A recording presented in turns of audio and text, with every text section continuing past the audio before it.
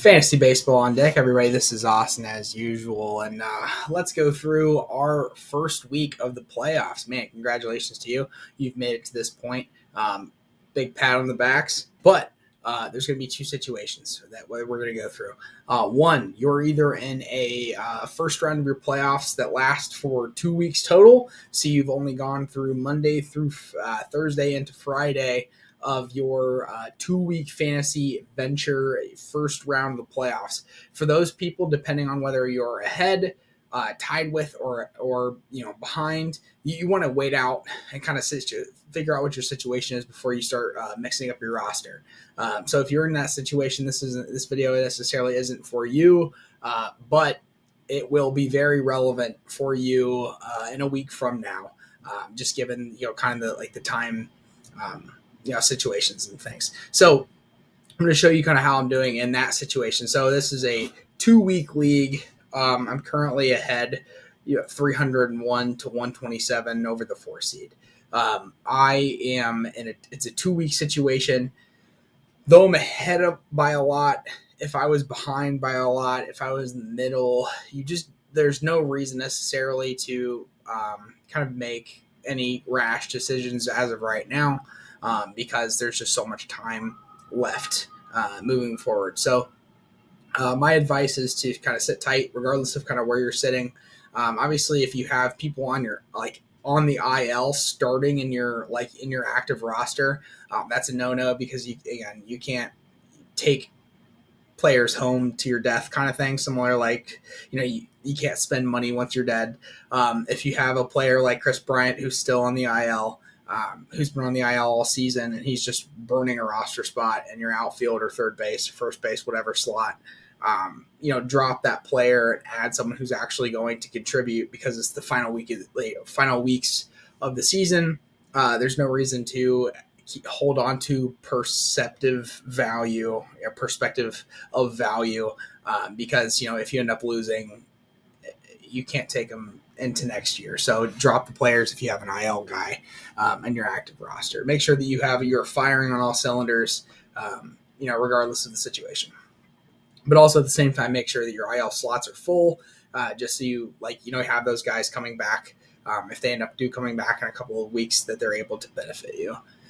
So yeah, if you're in the situation, still play it. Nothing really to active, to act on as of right now. Just hold on to your claims. People will start getting desperate towards the end of the week. Let's talk about that more in a couple of minutes. But again, if you're in a situation where it's a 2-week first round playoff bid, not necessarily the video for you, but still some helpful tips. So if we go into the situation here, where it is a 1 week, just like every other week, playoff bid, playoff first round of the playoffs to get on to the next round. I'm showing you a matchup between two people in my league that are not me. So I'm over here in this corner. My last name is Call. At this point, probably figure that out. I am the 564 character, but if I click on this link, because I'm not playing anyone, the desktop just kind of freezes up and errors. So I'm showing you kind of what the situation is, from my perspective of someone in my league who's sort of competing to get to the next level. So I'm going to get to the next level regardless, again, because I earned a bye. But let's sort of figure out what the situation is. In my league, in this league specifically, we're only allowed to have 10 games started per week. And how you figure that out is once you're on the My Team function, if you actually just hit scoreboard, if you hit scoreboard specifically and then click on your team, it'll zoom in to your particular matchup of the week, and it'll show you again what your starting pitchers per week limit is, and also your matchup acquisitions per week. So you're only allowed to, in this league, you're only allowed to have 10 starting pitchers pitch between Monday and Saturday. So you want to make sure that between Monday and Saturday, you've only started 9 pitchers. And then also between Monday and Saturday, that you are, only adding people that are absolutely necessary to make sure that you have that extra firepower at the end of the week. So The next thing you want to do is depending on where you're at, whether you're ahead, if this Sunday is the final week to score for this fantasy week, you want to make sure that you identify one player on your team that you give the least about you that is absolutely droppable. At this point, you're a playoff team. All of your players should be pretty quality, you want to go over to your roster. As of right now, there's some roster restrictions, which is the only reason that I have Bailey Falter as my one of my starting pitchers. But let's just say that he is interchangeable. I would identify Bailey Falter as my one player that I would be happy or be okay with dropping moving forward, making sure that I'm always prioritizing quality over quantity. So this sort of starting off on this Friday before games start, later this evening, and that's Thursday night into Friday night, making sure that you're picking up players before games start Friday gives you the opportunity to pick up people for Friday, Saturday, and Sunday. And what does that do for you? It makes sure that you are picking up the most best quality people that are available per day leading up to Sunday to figure out kind of what your situation is, instead of picking up a shotgun of the poo-poo platter that is Sunday that may not be as quality as picking the best guy, available for 3 days consecutively. And this will make more sense in a second. So if I go to this next tab, this shows me all of the available probable pitchers for kind of a standard fantasy baseball league for this Friday. That is tonight. If I look at these guys, I first want to make sure that I'm grabbing all pitchers available, but I want to make sure that I'm filtering it to be the last 30 days. It's a finicky sport. I don't want to keep the guys in that have the stats for the whole season aren't necessarily relevant. Baseball's such a streaky sport. You want to make sure that you filter it to 30 days, then filter it down to the average amount of points per day. And then at this point, you can sort of dig into stats of who's playing for a competitive team, who has some offensive run support, who are they playing, what's the opponent's offensive capabilities, and sort of picking and choosing from there. So your free agent list is going to look a lot different than my free agent list, and maybe a little similar, but I won't let you dig into that. But it's way better to have your situation to be, I need to add one player per day from this list times now. Times now Saturday and then Sunday, compared to waiting to use all of your ads because now I'm behind on Sunday and then having to add 4 of these guys. Because the worst thing in fantasy that you can have is have a negative pitching outing. Which what do you get out of free agent pitchers that you add to your roster day of? Negative pitching outings, because these guys are on the waiver wire for a reason. They're not trustable. They're not trustworthy is probably a better way to say it. So what do you want to do? You want to go to your, we'll go back to our roster and sort of figure out. So I know for a fact that this team that I'm looking at right now has a pitching limit of 5 games per week. And again, that means that I need to make sure that my guys, I've only from Monday to Saturday, I've hit 9 starts, not 10. Because what happens if I get Saturday and I'm at 10 starts, 10 starting pitchers? If I get Saturday and I've gone over that 10 starting pitcher max, which was identified, back here using this, if I've gone over this 10 number right here, then that means by Saturday, that means that any pitching stats that from a starting pitcher on Sunday will not count towards my my overall total, which is really, really bad. So I want to make sure that I am going to make it all the way to September 10th, which is right here, without going over my max.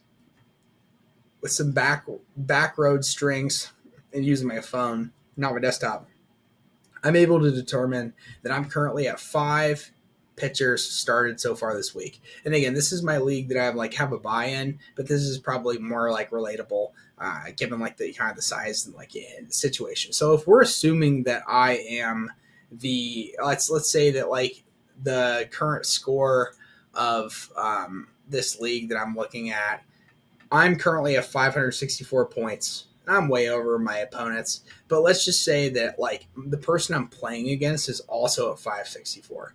Let's just say that I was playing the Centerville team down here. What I would want to do is I know that I'm at 5 starting pitchers started for me this week so far. I know that I have, of the 10, I have 4 more pitchers to give before I get through Saturday the 10th. So if I add this up, I'm going to go through and say, all right, so I'm at 5 currently at the end of today. By, as of today, I'm going to add onto my 6th, my 7th, and then through Saturday, I'm at my 8th starting pitcher. So before the end of Saturday, or I guess before the end of Friday, you want to make sure that you add at least one starting pitcher to give you a little bit of bonus, give me a little bit of bonus points against this imaginary figure to ensure that I'm getting the absolute most out of the rules of fantasy baseball before I hit that Sunday. Does that make sense? So I need to pitch 9 starting pitchers between Monday and Saturday. Right now I'm at 5. I know that I have, because I went up here to my team, I just clicked my team, and then I went down here and hit schedule. I can forecast and see that Carlos Rodon and Dustin May are going to pitch tomorrow, meaning today, Friday. And so that puts me at 5. So I'm at 5 right now. I'm at 6, 7, and then 8. So I have one bonus pitcher that I can use for free before Sunday hits. So again, figuring out that assuming that Bailey Falter would be my drop guy, I know that there's one player I can get rid of, and you want to use that one slot over and over again instead of dropping pitchers, that you'd want to keep on the very last day because you didn't plan accordingly. So if I went to, again, what I already saw, I have this whole slew of tomorrow's starting pitchers to utilize and kind of sort of pick from, using one at a time. And I'll always have a really good selection if I use one pitcher, one starting pitcher per day leading up to the Sunday. If I had 2 starting pitchers that I need to use the 2 starting pitchers to get to that 9 slot before 10. And if you're the situation where it's currently Friday morning, the Friday games haven't started yet, and you need to use 3 starting pitchers before you get to the the max -1, then you have this way of going to your free agents, you get pitchers, again, filter down to the last 30 days of stats, and then go to the schedule again, and then schedule it. You can see who's coming up when to sort of forecast, not only who's coming up tomorrow, but who's coming up in the future to sort of like add accordingly. And then, the last thing that I'll say before signing off on this video, more or less just telling you good luck. Hopefully it's a pretty short one. Is that the Sunday scenarios? If you get to this Sunday, and again, I know that it shows that that's the wrong league. If it shows that I am close, if I'm even close, whether I'm behind, I'm tied neck and neck, or I'm ahead by just a little bit, there is absolutely no reason to hold on to players that you love going into the second round of the playoffs, even if just to make sure that you make it. Like if you're close, you want to make sure that you make the most out of the week. Make sure that your batters are starting batters. If you have a catcher that's not playing every day, like basically anyone who is not Will Smith, who in just about every league is the number 1 or number 2 ranked catcher in all of Major League Baseball. If it's not Will Smith, you should really think about dropping a catcher, not holding one on your roster at all, and just having an extra relief pitcher or a starting pitcher day to day, depending on your starting pitching situation. So if it gets to Sunday and you need to absolutely you need to make up 40 points or so. There's no reason why I would hold on to, and then this is kind of because of roster restrictions why I have Nick Martinez on my team. But you would drop Nick Martinez, Bailey Fulter. I would even I would drop Joe Ryan in a second. I would drop Dustin May. Making sure that you are making the absolute most of that last day to get you on the next round. Because if you're holding on to value just in case to get on the next round, if it doesn't happen, you're holding on to value for nothing. You're out of the league. So that's my advice. Thankfully, in both leagues, I'm either super ahead for the 2-week span, or for this week being the bye, I'm ahead again. I'm doing super well, but I'm not playing against anyone. There's no stress involved, but just again, forecasting, making sure that you're making the most of your roster and your situation. And again, don't get too distracted by the NFL. I know that the first game between the Rams and the Bills just played and finished up. You've drafted your NFL team. They don't play until Sunday.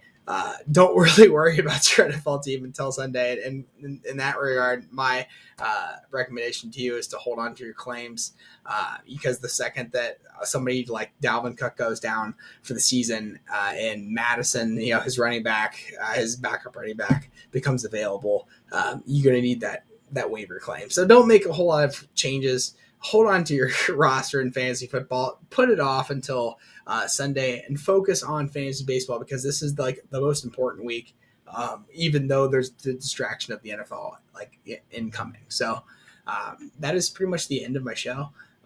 Make the most of your starting pitchers. Make sure that your batters are filled out to its completion with people that are playing every day. So again, if you have a catcher that isn't Will Smith, isn't one of the top catchers, the top 3 catchers in the league, drop them for a relief pitcher, because there's really no, there's no penalty to said thing. So that's just about the end of my show. We will keep on keeping on, and I'll talk to you soon. Bye, guys.